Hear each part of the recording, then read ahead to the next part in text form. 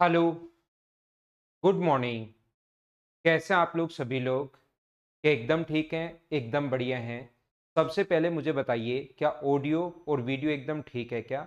ऐसा मुझे बताओ, उसके बाद हम लोग क्लास की शुरुआत करते हैं।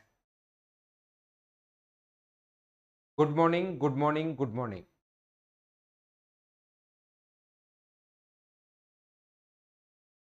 मैं एकदम बढ़िया,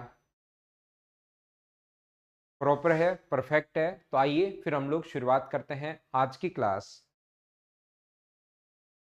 कल की क्लास में मैं आप लोगों को समझा चुका हूं और आज से मैं आप लोगों को क्वेश्चंस करवाने शुरू करूंगा। कल की क्लास में जो बेसिक कॉन्सेप्ट था वो मैं आपको अच्छे से ढंग से ठीक से बता चुका हूं। अब हम लोग इन क्वेश्चंस के प्रैक्टिस करेंगे, क्वेश्चंस हम लोग करने की कोशिश करेंगे और टाइप वाइज मैंने बांट दिया है। 1 2 3 4 5 6 ऐसे टोटल 12 टाइप्स बनाए गए हैं प्रॉफिट एंड लॉस के, ताकि आप लोग सिस्टमेटिक तरीके से अच्छे से समझ सको। मुझे बताइए कि आप लोगों को याद है क्या कि प्रॉफिट परसेंट या लॉस परसेंट हमेशा और हमेशा होता है कॉस्ट प्राइस का, और अपने पास जो डिस्काउंट मिलता है वो हमेशा मिलेगा मार्क प्राइस पर। डिस्काउंट जो मिलेगा हमेशा मार्क प्राइस पर मिलेगा और डिस्काउंट देते ही जो प्राइस आता है वो सेलिंग प्राइस होगा। कोई भी चीज अगर आप लोग खरीदते हो 1,000 रुपए की, या अपने पास ये मार्क प्राइस था इस पर 1,000 रुपए, और वो अगर इस पर 10% या 20% या 15% छूट दे रहा है, तो 20% इसका होगा 200। तो अपने पास ये जो 800 होगा ये अपने पास सेलिंग प्राइस होगा। यानी सेलिंग प्राइस निकालने के लिए आपने क्या किया, जो भी मार्क प्राइस था उसको इंटू कर दिया 80/100 से, तो अपने पास सेलिंग प्राइस आ जाएगा।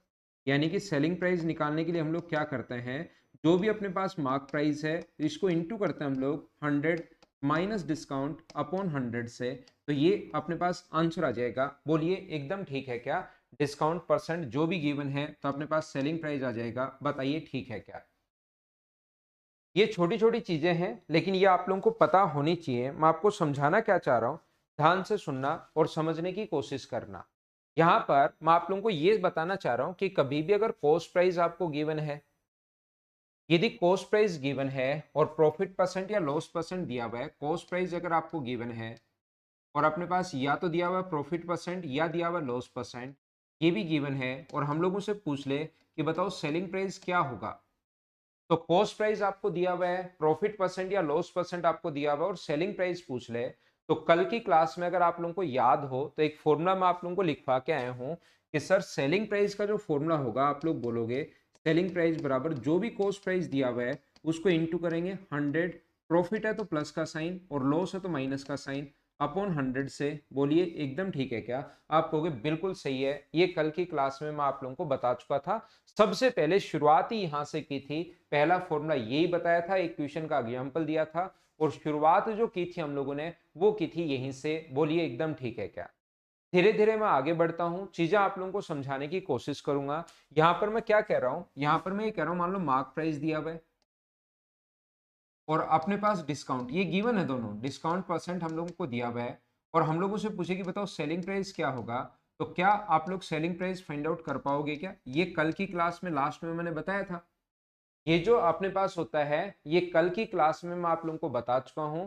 तो सेलिंग प्राइस बराबर अपने पास क्या होगा, जो भी मार्क प्राइस हमें गिवन हो उसको इंटू कर देंगे हम लोग 100 माइनस डिस्काउंट अपॉन 100 से। बोलिए ठीक है क्या? इस चीज को हम लोग इंटू कर देंगे 100 माइनस डिस्काउंट अपॉन 100 से।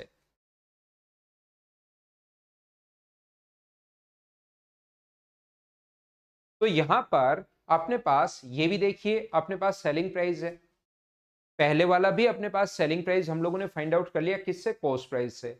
दूसरा सेलिंग प्राइस हम लोगों ने फाइंड आउट कर लिया किससे, मार्क प्राइस से। और क्या दोनों, ये भी सेलिंग प्राइस है ये भी सेलिंग प्राइस है, क्या ये दोनों तो बराबर होने चाहिए क्या?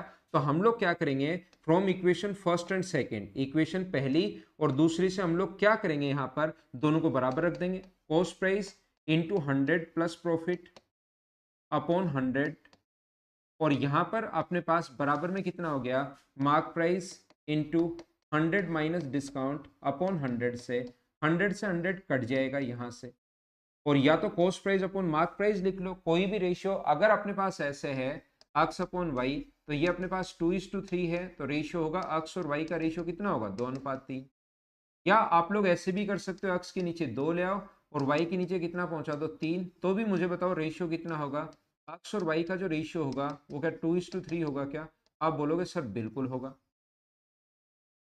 तो ये बात आप लोग ध्यान रखना, एक्स और वाई का जो रेशियो है वो तो अपने पास 2:3 होना है, 2:3 ही होना है। तो फिर हम लोग क्वेश्चन को कैसे, इसमें क्या समझाना चाह रहा हूँ, इसमें मैं आपको समझाना चाह रहा हूँ कि कॉस्ट प्राइस और मार्क प्राइस का रेशियो ये बड़ा इंपॉर्टेंट है, बहुत जगह मैं काम में लूंगा। कॉस्ट प्राइस और मार्क प्राइस अगर कभी भी नाम आए, 100 माइनस डिस्काउंट बराबर अपने पास मार्क प्राइस जो होगा अपॉन 100 प्लस प्रॉफिट। मुझे बताइए क्या ये दोनों का रेशियो, कॉस्ट प्राइस और मार्क प्राइस अगर कभी भी पूछे, लगेगा अजीब जब मैं लिखूंगा कि कॉस्ट प्राइस जो होता है वो 100 माइनस डिस्काउंट होता है और मार्क प्राइस होता है, मान लो डिस्काउंट प्रॉफिट अपने पास 20%, प्रॉफिट 20% है और अपने पास डिस्काउंट परसेंट जो दिया हुआ है वो दिया हुआ है 40%। देन आप लोग बताइए कि कॉस्ट प्राइस और मार्क प्राइस का रेशियो क्या होगा। तो ध्यान रखना, कॉस्ट प्राइस जो होता है वो 100 माइनस डिस्काउंट यानी कॉस्ट प्राइस 60 होगा और मार्क प्राइस होता है 100 प्लस प्रॉफिट यानी कि 120 होगा। तो दोनों का रेशियो निकालना पड़े तो कितना आ जाएगा 1:2। तो ये चीजें वहां पर अजीब लगेंगी, फिर सर कॉस्ट प्राइस के लिए डिस्काउंट माइनस कर रहे हैं और मार्क प्राइस के लिए ये प्लस कर रहे हैं, ऐसा क्यों, ये उल्टा होता है। ये चीज याद रखना, ये इंपॉर्टेंट है, बहुत सारे क्वेश्चन में यहां भी काम में लोगे और ये एग्जाम में भी काफी सारे क्वेश्चंस में काम में आता है। बोलिए ठीक है क्या? ये अपने पास यहां भी काम में आ जाएगा और एग्जाम में भी ये चीज काम में आएगी आपके, ध्यान रखना।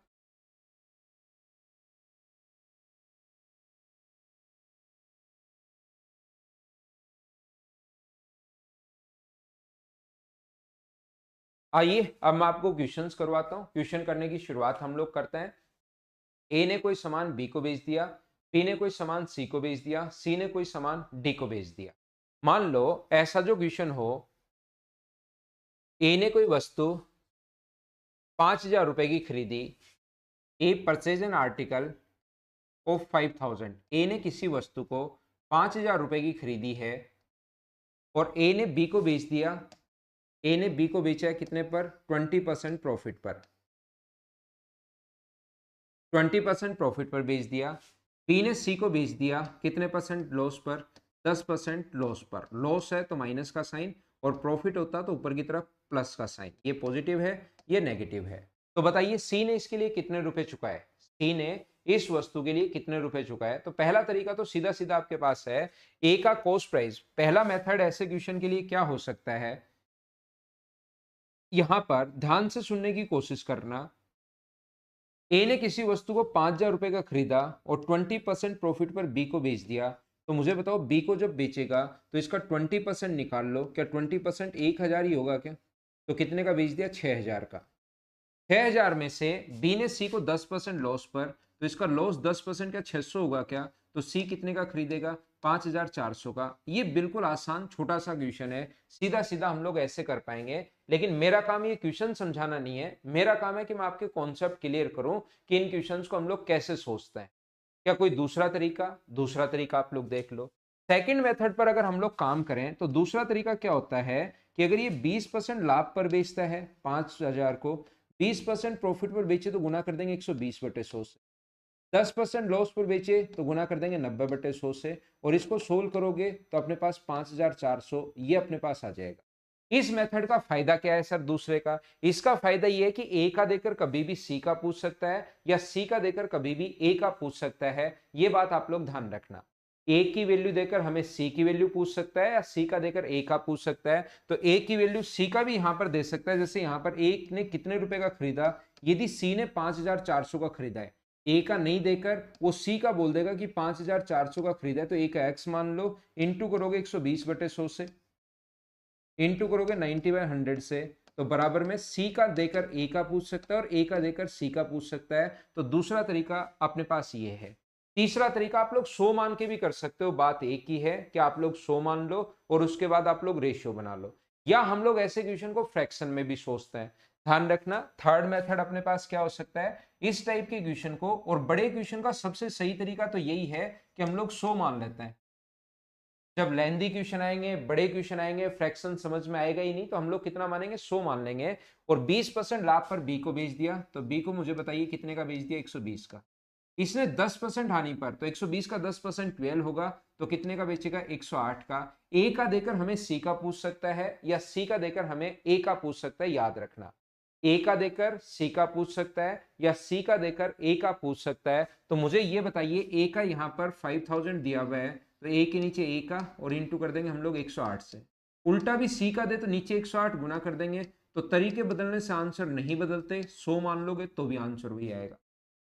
यहाँ पर हम लोग क्वेश्चन कैसे सोचते हैं, और कोई तरीके में क्वेश्चन ऐसे सोचते हैं, वो बात एक ही है, 20% का फ्रैक्शन 1/5 होगा और 10% का फ्रैक्शन कितना होगा अपने पास, 1/10 होगा।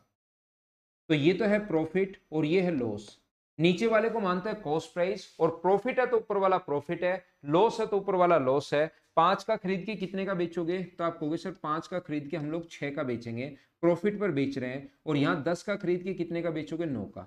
अगर इधर से उधर कुछ कटे तो काट लिया करो, क्रॉस मल्टीप्लाई। तो मुझे आप लोग एक बात बताओ, यहां पर ध्यान से सुनना। इससे पहले ये समझ लो, ए ने बी को, इसको भी मैं समझा दूंगा, ये बात भी मैं बता दूंगा क्या है क्या नहीं है।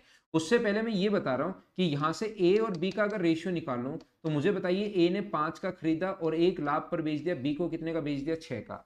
अगर मैं बी और सी की बात करूं, बी ने, इसका मतलब बी ने सी को 10% हानि पर तो 10 का खरीदा और बेच दिया कितने का, 9 का। और क्या आप लोग यहां से ए अनुपात बी अनुपात सी बना सकते हो क्या, आप कहोगे सर जरूर बना सकते हैं, ये तो 1-2 बार आपने बताया है। तो ए अनुपात बी अनुपात सी आप लोग कैसे बना सकते हो, यहां पर इसका इंटू इससे करते हैं दोनों से, और लास्ट में इसका इंटू इससे करते हैं। क्या कभी समझाया है क्या, रेशियो पढ़ाऊंगा तब मैं आपको वापस बता दूंगा। उम्मीद है ये बात मैंने आप लोगों को समझाई होगी कि इसका इंटू बी का इंटू कॉमन का इंटू दोनों के साथ, और लास्ट में इसका इंटू, तो ये कितना होगा 50, और ये कितना होगा अपने पास 60, और ये कितना होगा 54, ये अपने पास आ जाएगा। बोलिए एकदम ठीक है क्या। अब एक का मान ए का देकर सी का पूछ सकता है या सी का देकर ए का पूछ सकता है। यहां पर मैं कहना चाहूंगा आपको, क्या बी की आपको जरूरत है क्या, मुझे आप लोग एक बात बताइए, ए का देकर सी का पूछेगा या सी का देकर ए का पूछेगा, तो ऐसे क्वेश्चन में बी को निकालना जरूरी है क्या। हम लोग इन दोनों को इंटू कर ले, ए का आएगा, इन दोनों को इंटू कर ले, सी का आएगा, बीच वाले की जरूरत हमें है ही नहीं, तो बीच वाले बी का क्यों निकाले हम लोग। इसलिए क्वेश्चन हम लोग कैसे सोचते हैं, यही क्वेश्चन डायरेक्ट ऐसे सोचते हैं कि 5 का खरीदा, 6 का बेच दिया, और इसने 10 का खरीदा, कितने का बेच दिया, 9 का, और यहां इंटू कर लेते हैं ये 50 और यहां इंटू कर लेते हैं 54, तो ये डायरेक्ट आ जाता है ए का, ये डायरेक्ट आ जाता है सी का। ए का देकर सी का पूछ सकता है, सी का देकर ए का पूछ सकता है, वो तो कुछ भी पूछा जा सकता है, और वो कैसे कैसे क्वेश्चन बन सकते हैं उसकी चिंता आपको नहीं करनी, वो सारे क्वेश्चन मैंने बनाए हैं। बस एक बार मैं चाहता हूं कि एक क्वेश्चन से आपके कॉन्सेप्ट क्लियर हो, सारे के सारे की क्वेश्चन को हम लोग कैसे सोचते हैं। आप लोगों को अगर 5000 से शुरुआत करनी है, सीधा सीधा कर लो। यहां से 5000 लगातार क्वेश्चन लास्ट में सोल्व करना चाहते हो, ऐसे कर लो। आप लोग 100 मान के कर सकते हो। आप फ्रैक्शन से फिर ए अनुपात बी बना लो, बी अनुपात सी बना लो, ए बी सी बना लो। या बी की जब जरूरत है ही नहीं तो क्यों बनाए हम लोग बी, अगर जरूरत होगी उस टाइम बनाएंगे, तो तरीका आना भी चाहिए। तरीका आप लोगों को सीधा सीधा ये रटा हुआ नहीं होना चाहिए कि ये रट ले और बात खत्म, क्योंकि कभी बी की जरूरत पड़ जाएगी। अगर जरूरत पड़ेगी तो हम लोग बनाएंगे, जरूरत नहीं पड़ेगी तो हम लोग नहीं बनाएंगे। तो मेथड तो आना चाहिए ना, कॉन्सेप्ट तो क्लियर होना ही चाहिए आपका, ठीक है ना। ए का देकर सी का पूछ सकता है या सी का देकर ए का पूछ सकता है, याद रखना आप लोग। आइए क्वेश्चंस में अपलोड करता हूं आपके लिए, उसके बाद आपको चीजें ज्यादा समझा पाऊंगा। शुरुआत करते हैं क्वेश्चन की। कॉन्सेप्ट आपका क्लियर हुआ होगा कि मैं आपको बता क्या रहा था, नहीं तो क्वेश्चंस में हो जाएगा। जब भी हम लोग क्वेश्चन करेंगे उस टाइम अपने पास हो जाएगा।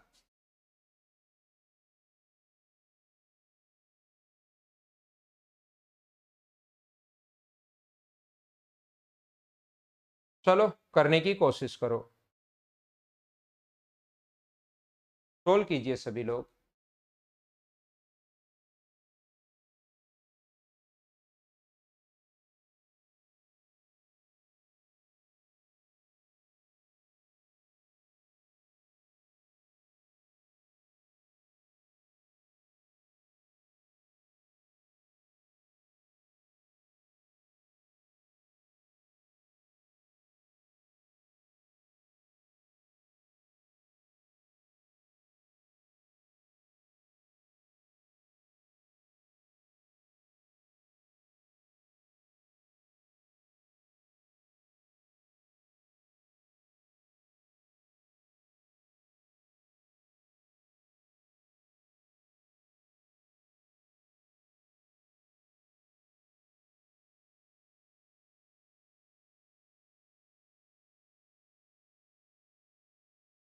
आसान क्वेश्चन से शुरुआत कर रहे हैं, धीरे धीरे हम लोग आगे बढ़ेंगे, कॉन्सेप्ट हमारे क्लियर होते जाएंगे, आगे बढ़ते जाएंगे, क्वेश्चन धीरे धीरे आगे की तरफ बढ़ते रहेंगे।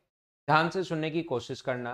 ए ने किसी वस्तु को 20% लाभ पर बेच दिया, बी ने सी को 25% लाभ पर बेच दिया, सी ने 225 रुपए चुकाए, तो ए ने उस वस्तु के लिए कितने रुपए चुकाए? तो हम लोग क्या करेंगे, ए ने हमें नहीं पता कितने रुपए चुकाए, तो हम लोग क्या करेंगे, ए ने मान लेंगे कि x रुपए यहां पर चुकाए। 20% लाभ पर बी को बेच दिया, तो बी को बेच दिया 120/100 से। बी ने 25% लाभ पर बेच दिया, तो 25% अगर प्रॉफिट पर बेचा है तो इंटू करेंगे 125/100 से, और बराबर में अपने पास कितना आ जाएगा, 225 सी के लिए कॉस्ट प्राइस। 25 से कट गया 5 बार, और 25 से कट रहा है कितनी बार, 4 बार। जीरो से एक जीरो कट रहा है, 4 से कट रहा है 3 बार, 15 नीचे जाएगा तो 15 बार कट जाएगा, और यहाँ से सोल्व करोगे तो अक्स की वैल्यू कितनी आ जाएगी, 150। पहला तरीका, इस टाइप से आप क्वेश्चन को सोच सकते हो कि अपने पास ये है। दूसरा तरीका, क्या आप लोग ऐसे सोच सकते हैं क्या कि अपने पास ए का मान लो? ये सारे के सारे तरीके अगले क्वेश्चन में नहीं बताऊंगा, एक बार बेसिक कॉन्सेप्ट में समझा चुका हूं, दूसरा यहां पर बता रहा हूं। अब आगे जब भी आगे चलूंगा, कॉन्सेप्ट तीन चार तरीके होते हैं इसके, क्लियर होने चाहिए दिमाग में। कोई सा भी हम लोग तरीका लगाएंगे जो सबसे ठीक होगा, जहां पर हम लोग नहीं फंसेंगे, लगता है बहुत